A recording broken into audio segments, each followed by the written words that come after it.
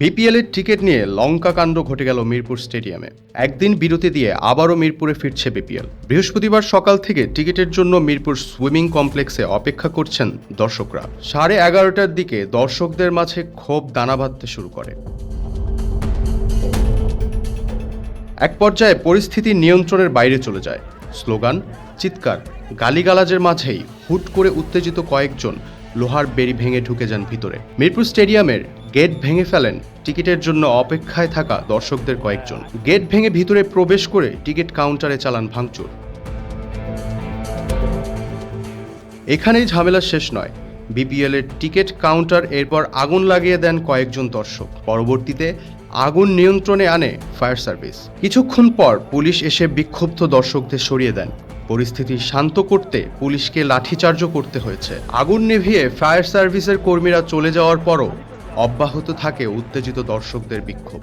কিছুক্ষণ পরপরই swimming complex কাউন্টারের সামনে জড়ো হয়ে বিসিবির বিরুদ্ধে নানান স্লোগান দিতে থাকেন তারা। এর পিছনে বিসিবি সিন্ডিকেট ভাঙতে হবে।